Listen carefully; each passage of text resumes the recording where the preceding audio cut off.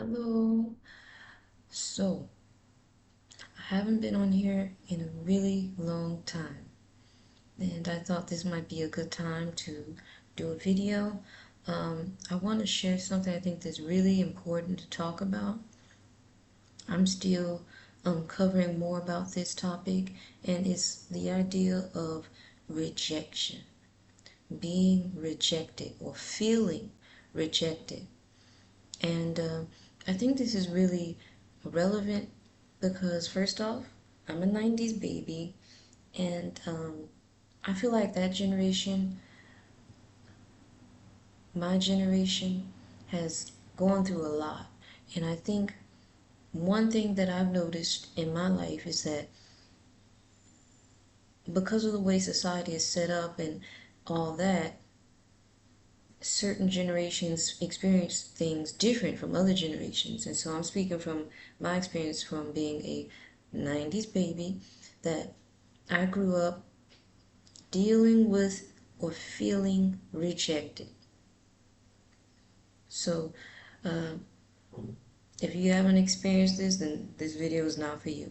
But I'm talking about rejection because I've noticed a lot of people have the effects they've suffered from rejection. And the funny thing is that you don't think you're suffering from it. So let me give you a little background. So at about the age of 5 or 6, my parents divorced, and I was left with my grandmother. And my mom was busy working, and because I didn't see her often, I felt unloved. And the older I got as a child, I saw less and less of my father. So right there, that is not uncommon for my generation, that we did not get to have the quality time and the time that we needed and the love that we needed from our parents.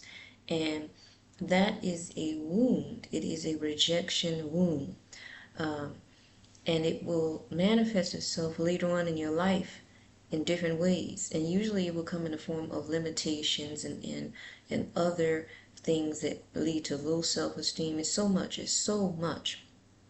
So I'm just going to try to keep focused on one aspect, and that is what is rejection and the symptoms of rejection. So one book I want to reference is a book that I just finished. It's a little bit heavy, if you know what I mean. It took me a year to finish it because honestly I didn't read it in one sitting. I started it last year, but I just came back and finished it like the past month or so. It's a very powerful book, and it talks about spiritualism, and it's called Pigs in the Parlor, and it really goes into detail about rejection. So that's kind of what I'm referencing here. It opened my eyes when I read that. So I have to have my notes because it's a lot for me, and I don't want to go all over the place getting all unorganized. Rejection works in a threefold way. It works by the spirit of rejection. It's a spirit. There's the fear of rejection, and then there is the self-rejection. And so before I go into that, I want to just mention a lot of times we feel rejected as children, or we feel unloved. It's kind of parallel. Being rejected usually means you feel unloved. And so when you have a child who has that wound, that's what the enemy uses to get a foothold in the child's life, and it later on impacts them in adulthood. And so that's when you see things like they cannot have a healthy relationship. They have low self-esteem.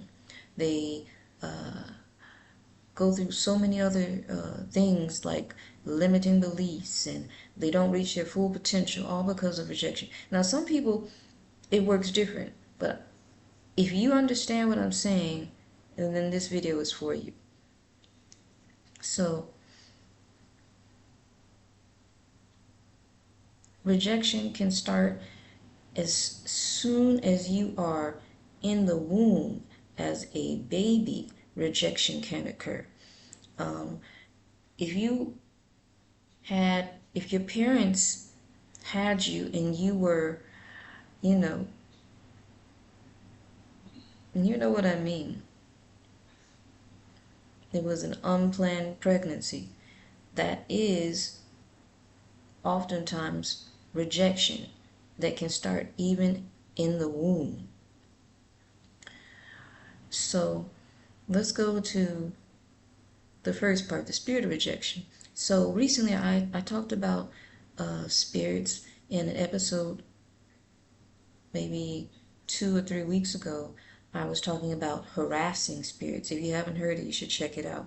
But harassing spirits. So everything we experience in life is based on our spiritual health and what's going on spiritually. And so, let me get my thought. So the spirit of rejection, it is a spirit, and it can occur at any time and give the enemy a way to lead you further astray. Okay, so that's why, in the Bible, when we read the Bible, we see so often that God tells us he loves us, we are his children. Ask and it shall be given to you. God gives us these words because he wants us to know that he loves us and that we are his. But when you are being led astray by a spirit of rejection, you start to think that you're unloved. Instead of going to God, you go away from God because you think that God is rejecting you. And so this is how the spirit of rejection works. It makes you, it gets you as a child usually, and it leads you into bondage starting from a young age. Okay, so the spirit of rejection is a spirit that the enemy can use to manipulate you. And then I've heard some teachings on this. One spirit gives leeway for something else to happen. All right, so fear of rejection is the next one. So now let's say you suffered rejection as a child, and now you are in fear because you feel that how can I say this? You fear that you will be continually rejected. So let's say you had that first traumatic experience. Now it's ingrained in your mind. It's trauma. And now you think that every other experience is going to be just like it. So deep down inside, you feel you're going to be rejected again. And so you have a fear of rejection. Understand the enemy works with fear.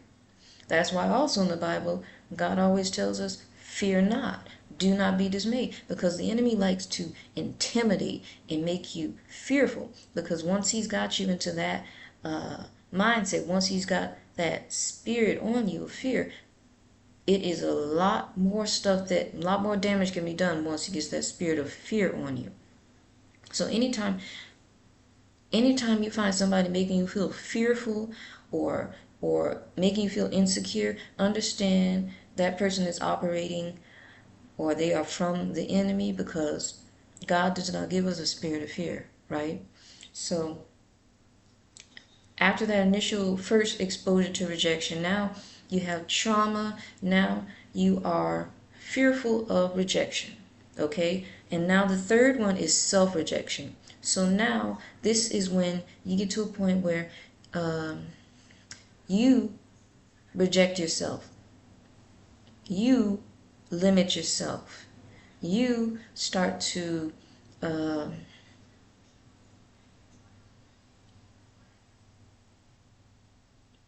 you have low self-esteem.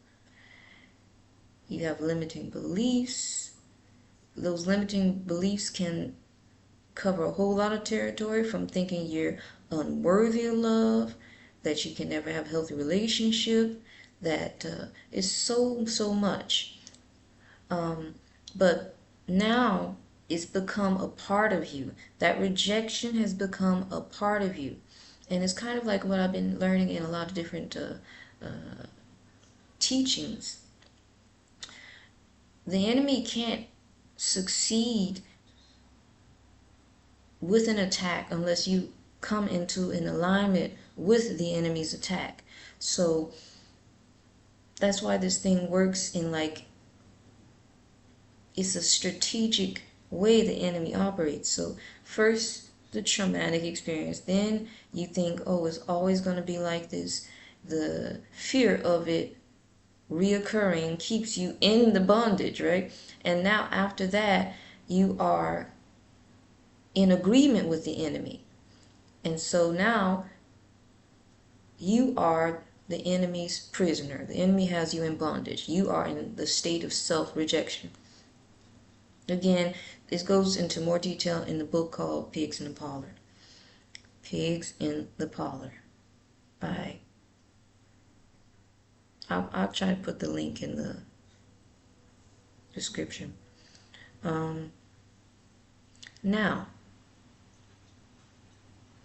I want to give you some other signs that you are dealing with the spirit of rejection. And I noticed these personally. Number one, you take everything personal. So, for example, this happens to me often. I'll order food online, delivery, and all of a sudden they don't have the item, or they're out of stock of something. Now, it could just be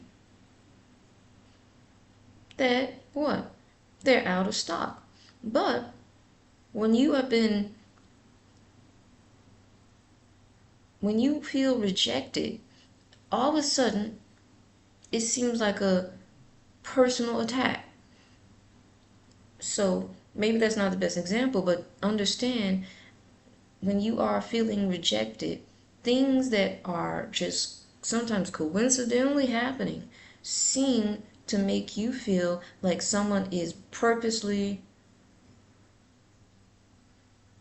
antagonizing you, or people just don't like you. And so that's that spirit operating, making you think a certain way. Next, you self-isolate. So rejection and that spirit will make you assume that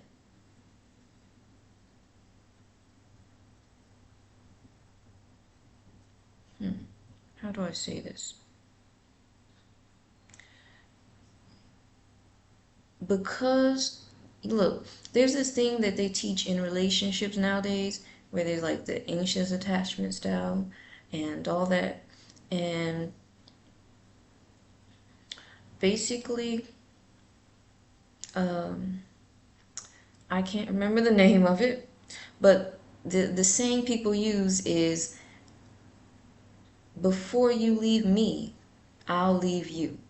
Okay? So that is a person, I think they say, has a certain kind of abandonment issue. So it's the same concept with rejection. Because you've been traumatized and rejected, now all of a sudden you just go ahead and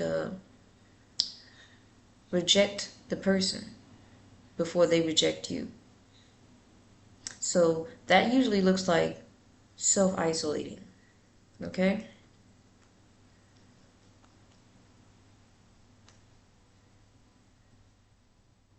The next one is people pleasing. So it's almost like, if you look at it, there's like opposite ends, right? So some people do this, where some people react this way. So, and then it could be a combination too. So for example, sometimes self-rejection can look like isolation. And then other times self-rejection can look like people pleasing. Because understand, a person who feels rejected, they might over try to compensate and say, oh, if something's wrong with me, then I'll prove to the world that I'm a really good person and that I should not be rejected. It's a mental thing. So you now come into this belief that you are rejected. And so now you act out your belief by trying to overcompensate so that people don't reject you. Okay? That's the other aspect. So those are three things that are symptoms. And I say these three things. There's probably a couple more, but to keep this video short, I'm just giving these three. And also these are the ones that I've experienced. And there's one more point. Hold on.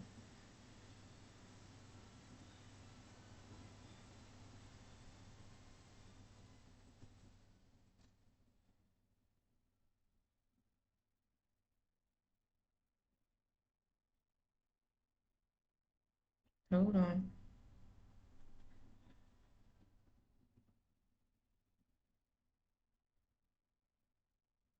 So I'm going to end it at this because I don't want to go off on the deep end and I want to keep it straight to the point. But rejection works and starts usually in childhood, because that's why the enemy is always attacking children, right? Because if he can mess you up as a kid, then he's pretty much assuming, the enemy assumes it's got you for life. But thank God for Jesus, because he breaks every chain, he breaks every snare and trap that the enemy tries to set. So if you've ever dealt with the spirit of rejection, you can pray that you be released from it. Because I'm kind of still going through the process myself. There's no point in me saying I'm over it. I realized recently that I've been dealing with the spirit of rejection, and so I'm going through the process of asking God to release me from it. And so it is a faith thing, as I say. I'm building my faith muscles. And you have to pray. Can I tell you, the last couple of weeks, I've been trying to build my prayer muscles. And so if you deal with the spirit of rejection, I encourage you to pray and ask God for help. Ask God for peace. Ask God for the solution, the answer, and what is the root of your problem. Because sometimes we don't know why we do certain things. And sometimes we have to ask God, why is this happening? Why am I experiencing this? What caused me to act this way? Now, we have to take accountability for our actions. I know that. But for this video, I'm talking about rejection and the spirit of rejection and how it attacks you, and it can create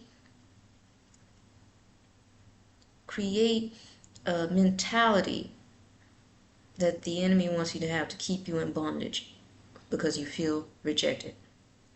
All right, so I hope this message blessed you. I'm going to try to do more videos like this more often if I can, because, sometimes my schedule is kind of hectic, and, I don't want to get on here and just be talking out the side of my face. So I want to make sure that it is meaningful and that it makes impact. So thank you so much for tuning in.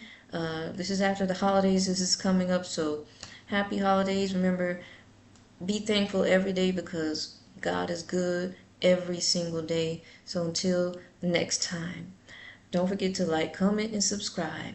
Okay? Bye-bye.